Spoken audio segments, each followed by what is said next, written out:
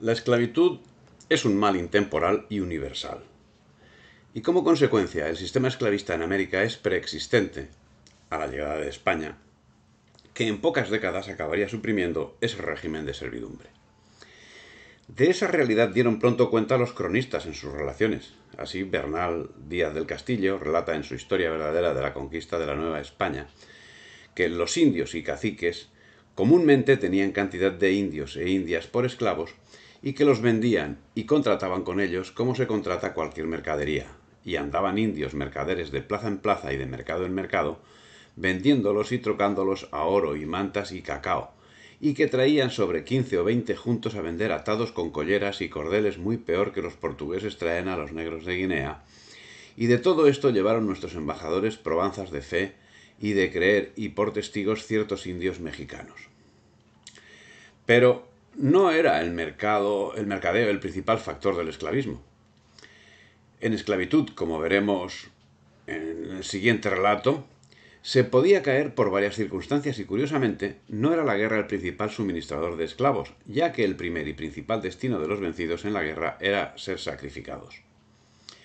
De los esclavos tomados en la guerra, todos mataban y sacrificaban ante los dioses, hombres, mujeres y niños. Los sacerdotes, vestidos de sus insignias, los tendían y les quebraban las espaldas sobre una piedra, los que para ello tenían, y con un pedernal hecho a manera de navajón, le daba por el pecho tan diestramente que, saltándole fuera el corazón aún antes que expirase, se le mostraba, y le ofrecía luego al sol y al ídolo a cuya reverencia lo sacrificaban. Y derramaba su sangre por 4 paredes, y daban con el cuerpo las gradas abajo, donde de presto era hecho cuartos y puesto a cocer. Pero alguno escapaba al destino. Quienes lo conseguían, los menos, serían vendidos como mercancías a los artesanos y otros principales para realizar labores, y estarían destinados a servir en los más variados menesteres.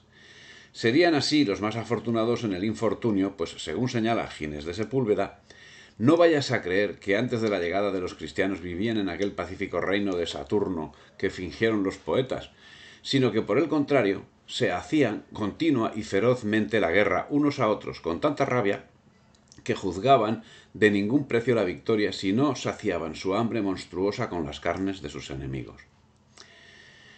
No solo servían de alimento o de esclavo los vencidos en guerra, también se organizaban expediciones en busca de víctimas. Tenemos siempre presente la actividad desarrollada en este sentido por el Imperio Azteca, pero fuese por su influencia sobre los otros pueblos o por otras circunstancias, esos mismos pueblos ejercían la misma presión sobre otras comunidades con inferior potencial bélico.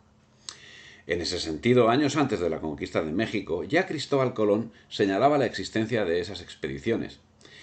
Y decía, a la parte de mediodía había muchas islas, unas pobladas y otras no, las cuales se llamaban como aquella India y las demás decían Jaramachi, Cairoato, Huino, Briari, Arubeira, Sixibey, pero la tierra firme decían que era muy grande, y a la española llamaban Guania, porque en otros tiempos solían venir a comerciar con los indios de ella, y también dijeron que el rey de la isla de donde se habían huido había salido con 10 grandes canoas y 300 indios a correr las islas vecinas y pillar gente para comer. Así, los esclavos estaban sometidos a un régimen no conocido nunca en Occidente. Lo que podemos convenir como derecho del esclavo, también debemos convenir que no existía. La sumisión era total y absoluta, pues, como hemos señalado, el esclavo podía servir para trabajar o para servirlo como comida. Cuando un chiriguana se enoja, coge un hacha o maca y mata al esclavo, y cuando a una vieja le da gana de comer carne humana, matan al esclavo que se le antoja y se lo dan a comer. Y cuando muere algún chiriguana natural, o su mujer o hijo o hija, matan a algunos esclavos para enterrarlos con ellos, de más que en unas tinajas grandes que tienen para este ministerio, meten vivos a los muchachos y muchachas e indios mayores, y alrededor de la sepultura ponen esas tinajas, en cada una un esclavo o una esclava, y con la chicha y maíz que les ponen, les encierran allí hasta que mueran. En cualquier caso, y en aspectos generales, el régimen prehispánico de esclavitud estaba en cierto modo asumido no solo por los indios, sino, salvando el capítulo de la antropofagia, por todo el orbe, y particularmente por el europeo y por el español, que conforme a la filosofía aristotélica lo consideraba natural y estaba habituado a ciertas modalidades más o menos duras de servidumbre, viendo en el mismo cierta benignidad del vencedor para con el vencido. Pero los sacrificios rituales o habituales para suministrar la cocina se sobreponían a todo lo demás. Y es que, para señalar la gravedad del asunto, debemos recordar que no se limitaban a la barbaridad de asesinar a los vencidos, que no todos los sacrificados en los ritos religiosos ni todos los esclavos eran presos de guerra. Y es que, si la derrota en la guerra no era absoluta garantía para abastecer los altares de sacrificios, tampoco la servidumbre o la precariedad era garantía de no abastecerlos. Así, los tributos que debían suministrar los pueblos sometidos cumplían ambos objetivos, siervos y víctimas de sacrificio. Había un tercer estadio que posibilitaba el mantenimiento del estatus esclavista. Las personas también podían entregarse voluntariamente como esclavas, las más de las veces por pobreza.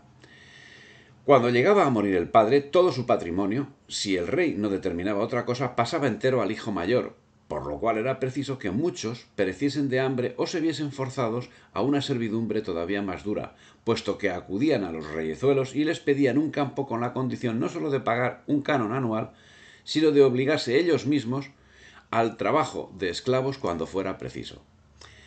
También la esclavización, como en la Edad Antigua en Grecia, se producía por necesidad extrema. El que tiene extrema necesidad y ha vendido cuanto tiene, acaece que venden los padres a los hijos, aun cada uno se puede vender a sí propio si quiere por lo que quisiere. Pero puédense los unos a los otros rescatar con voluntad del Señor de los tales esclavos no de otra manera. Eso lo dice Fernández de Oviedo. Por su parte, la ley determinaba que ciertos delitos, como deudas o robo, eran motivo suficiente para que las personas empeñaran su libertad. Y en el caso de asesinato, si la víctima era varón y si la esposa perdonaba al asesino, éste le sería entregado en calidad del esclavo. Al respecto, Fernández de Oviedo sigue diciendo que si alguno mata a otro, el muerto se queda por muerto. Al que lo mata no le dan pena ni le hacen daño, pero si alguno mata a otro que es libre, da a sus parientes en mujer un esclavo o esclava o ropa o de lo que tiene, no se le da otro castigo. Otros delitos menores también estaban castigados con la esclavitud. Si le toma el dueño del hurto con el hurto, átalo y llévalo a su casa. Tiénelo atado hasta que le paga o contentado aquello que le hurtó. Si no tiene de qué pagar, tiéneselo por esclavo. El incumplimiento en el pago de los impuestos también estaba sancionado con la pena de esclavitud. Así, en México, cuando ha de dar el tributo, 10 días antes recoge en casa del señor indio lo traído por los tiquitlánotos. Si algún pobre indio no puede cumplir lo que cabe de tributo, o por enfermedad o pobreza, o que no haya dónde trabajar, dice el tiquitlato al señor que fulano no quiso cumplir la parte del tributo que le habían echado, manda el señor al tiquitlato que al tal vasallo que no quiso cumplir le lleve a vender por esclavo a un tianguez, que quiere decir mercado, que se halle de 5 en 5 días en todos los pueblos de la tierra. Del precio del cual indio es vendido se paga el tributo. El referido Fernández de Oviedo. Por su parte, los nobles aztecas recibían concesiones de tierras por parte del emperador, por cuya circunstancia los habitantes que vivían en su jurisdicción debían atender ciertos servicios personales, como sembrar las sementeras, trabajar en las casas de sus amos, etc. Por estas labores, ciertamente semejantes a las aplicadas en España durante la Edad Media, recibían una remuneración consistente en la comida y algún otro pago en especie. Pero al fin, estos servicios vinculados a las concesiones de los nobles, en puridad no pueden ser entendidos como esclavismo. Con este medio de trabajo semiservil convivía el puro esclavismo, siendo normal que cada cacique dispusiese de varios centenares de esclavos denominados tamemes o porteadores, encargados de transportar todo tipo de cargas en una sociedad carente de bestias que pudiese cumplir ese cometido. En el Perú, el otro ejemplo paradigmático de los imperios americanos prehispánicos, también existía una forma de servidumbre, la conocida como mita, que finalmente sería adaptada en parte importante por España. La mita, que es un sistema de trabajo obligatorio utilizado, como se ha dicho, en la región andina, Era una institución de origen y heredad incaica usufructuada igualmente por caciques en el periodo hispánico. Es abolida por decreto del Consejo de Regencia de las Españas e Indias, mismo que poco antes había sido presidido por el criollo quitense Joaquín de Mosquera y Figueroa, rey de las Españas, encargado. Había nacido en Popayán, Presidencia y Real Audiencia de Quito, mediante decreto de 9 de noviembre de 1812. Eso lo dice Francisco Núñez del Arco. En el mundo incaico, la mita no era un sistema esclavista, sino un sistema de servicio a la sociedad, por la cual los mitarios estaban obligados a prestar un servicio temporal que era dedicado a las necesidades del imperio, fuese el mantenimiento de los caminos o cualquier otro servicio. Tras la conquista, el sistema de mita fue adoptado por los conquistadores con evidentes mejoras en cuanto al tiempo del servicio, procurando compaginarla de forma que el indígena pudiera dedicarse a sus tierras en el tiempo que no tuviese que servir en la mita, que en ese caso se reducía a 2 meses al año. Sin embargo, existía un grupo social, los yanacunas, que en ocasiones se trataba de prisioneros de guerra no sacrificados y en ocasiones habían caído en esa condición por alguna circunstancia, que a diferencia de los servidores no eran considerados personas sino cosas de sus dueños. Debemos recordar que esta situación no se circunscribe a América, también en Filipinas se reproduce el mismo modelo. Así, los esclavos que los naturales tienen, parte de ellos son de inmemorable memoria, que sus padres y abuelos sirvieron a sus antepasados. Parte de ellos, por empréstitos y deudas, han venido a ser esclavos, contando siempre en los empréstitos usuras que se usan aquí mucho, parte por delitos o por haber hurtado, por poco que sea, o levantado testimonio o atrevídose en palabra o en hecho contra algún principal.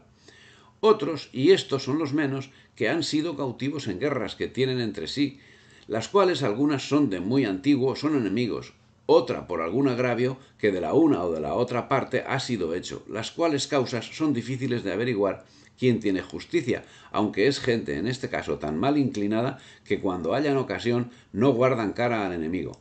Otro género de esclavos hay después que los españoles están en esta tierra, que se han venido en tiempos de hambre por comida, en tiempo de el hambre, el padre al hijo, el hermano al hermano, el tío al sobrino y otros asimismo por muy poco precio, en lo cual el que compraba hacía misericordia al comprado, que jamás vendía sino al que estaba tal que no podía vivir por sí.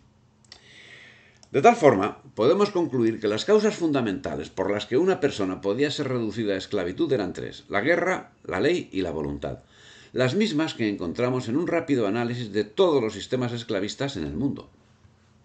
Así, la esclavitud que España acabaría suprimiendo estaba ampliamente extendida por los territorios americanos. Al respecto, Brígida von Mentz señala que cuando los europeos llegaron a Mesoamérica existían en los reinos y señoríos indígenas del altiplano mexicano formas específicas de sujeción de individuos que los conquistadores denominaron en castellano esclavos y que en el náhuatl o lengua mexicana se denominaban tlacolt o en plural tlacotín o tlatlacotín. Estos esclavos formaban parte de estas sociedades clasistas y cuyos grupos subalternos producían un excedente notable. Y entre las primeras muestras de esta realidad nos encontramos con la relación de la primera entrevista habida entre Cortés y Moctezuma, que tuvo término en la plaza de Tlatelulco. Sobre la misma, Bernal Díaz del Castillo señala: quedamos admirados de la multitud de gente y mercaderías que en ella había y del gran concierto y regimiento que en todo tenían, y los principales que iban con nosotros nos lo iban mostrando. Cada género de mercaderías estaban por sí y tenían situados y señalados sus asientos. Comencemos por los mercaderes de oro y plata y piedras ricas y plumas y mantas y cosas labradas y otras mercaderías de indios, esclavos y esclavas. Digo que traían tantos de ellos a vender que aquella gran plaza, como traen los portugueses los negros de Guinea, traíanlos atados en unas varas largas con colleras a los pescuezos, porque no se les huyesen, y otros dejaban sueltos. No es la única referencia que Díaz hace del esclavismo en la América prehispana. Estando en la isla de Cozumel, donde los indios tenían esclavos a unos españoles que habían naufragado años atrás, el cacique dijo a Cortés que enviase rescate para los amos con quien estaban que los tenían por esclavos, porque los dejasen venir. Y así se hizo, que se les dio a los mensajeros de todo género de cuentas. Y esas circunstancias se repetirían hasta la saciedad. Los de Cempoal relataron a Cortés que los mexicanos nos dan guerra cada año, de más de 100 años a esta parte, y bien veis que estamos en estas nuestras tierras como acorralados, que no osamos salir a buscar sal, ni aún la comemos, ni aún algodón, que pocas mantas de ello traemos, pues si salen o han salido algunos de los nuestros a la buscar, pocos vuelven con las vidas, que estos traidores mexicanos y sus confederados nos los matan y hacen esclavos. Sigue diciendo Bernal Díaz del Castillo. Tan es así que esa circunstancia fue hábilmente utilizado por Hernán Cortés para reclutar aliados, hastiados de las relaciones de subordinación a que se veían sometidos. Y es que, por lo que se refleja en las crónicas, los recaudadores aztecas suscitaban gran terror de los pueblos sometidos al imperio, al que se veían obligados a suministrar todo tipo de bienes, incluidas las personas destinadas al sacrificio. Y sigue diciendo Bernal Díaz del Castillo: y como aquello oyeron todos aquellos pueblos que dicho tengo secretamente, que no lo sintieron los embajadores mexicanos, dan tantas quejas de Montezuma y de sus recaudadores, que les robaban cuanto tenían, y sus mujeres e hijas, si eran hermosas, las forzaban delante de ellos y de sus maridos, y se las tomaban, y que les hacían trabajar como si fueran esclavos, que les hacían llevar en canoas, e por tierra madera de pinos, e piedra, e leña, e maíz, e otros muchos servicios de sembrar maizales, y les tomaban sus tierras para servicio de sus ídolos, e otras muchas quejas que, como haya muchos años que pasé, no me acuerdo. Pero no es solo Bernal Díaz quien hace esta relación de estas cuestiones. Otro cronista, Gonzalo Fernández de Oviedo, explica los métodos esclavistas desarrollados en el Imperio Azteca, siendo destacable que la venta de esclavos tenía un doble fin: esclavos para el trabajo forzado o esclavos para servir de alimento. Y estos no eran, por lo que se puede deducir, resultado de acciones bélicas. En una cosa, o en las que diré, se imitan o son conformes, y es que cada generación de estas tiene sus plazas e mercados para sus tractos e mercaderías en cada pueblo principal, pero no se admite en esas ferias o plazas sino los de la mesma lengua, y si estos otros van, es llevándolos a vender para los comer o se servir dellos por esclavos, e asimismo son conformes en que todos los que dicho comen carne humana, e todos ellos son idólatras e siervos del demonio en diversas maneras de idolatrías. La corona hispánica, desde el primer momento de la conquista y con los vaivenes propios de la nueva situación, llevó a cabo una profusa relación de bienes, relación de leyes, prohibiendo la esclavitud de los indios. Serios problemas se generaron en el cambio de los encomenderos, que en un primer momento esclavizaron a los indígenas. Las leyes protectoras del indio, una auténtica cascada de legislación, fue acompañada de serias, periódicas y acuciantes visitas de los agentes de la corona que conminaron a los encomenderos al cumplimiento de las leyes. Pero otro problema estaba en el fondo del asunto: la difícil adopción de las medidas legales por parte de los naturales, que a pesar de las leyes continuaron con sus prácticas hasta bien avanzada la conquista. El 6 de noviembre de 1538, el emperador Don Carlos y la emperatriz gobernadora en Toledo dispusieron: prohibimos y defendemos, traducimos, impedimos, a los caciques y indios principales tener, vender o trocar por esclavos a los indios que les estuvieran sujetos, y asimismo a los españoles podérselos comprar ni rescatar. Eso está en la recopilación de leyes de Indias. A pesar de la prohibición, el problema persistía. Así, el 26 de octubre de 1541, 3 años después, el cardenal Tavera, gobernador de Fuensalida, decretó que los caciques e indios principales no tengan por esclavos a sus sujetos. Los caciques no quedaban conformes con estas leyes muchas veces y se empecinaban en sus abusos contra sus indios gobernados, que los tenían como vasallos naturales, como los definía el derecho hispánico, recogiendo la norma consuetudinaria de los pueblos hispánicos, de los pueblos prehispánicos. Por lo cual, muchos viajaban a Madrid a exigir compensaciones y derechos en sustitución de la esclavitud de sus gobernados. Las audiencias muchas veces prohibían estos desplazamientos, procurando se acataran las normas regias. Sin embargo, los caciques se dirigían directamente al rey y consiguieron que don Fernando VI, el 19 de enero de 1751, en Buen Retiro, emitiera una real cédula sobre que no se impedía a ellos, los caciques, y a otros indios que tengan justos motivos para ir a la España peninsular, verificar su viaje, proporcionándoles en dicho caso los auxilios correspondientes. Esto lo relata el historiador ecuatoriano Francisco Núñez del Arco. Y hasta aquí el capítulo correspondiente al esclavismo en la América prehispánica.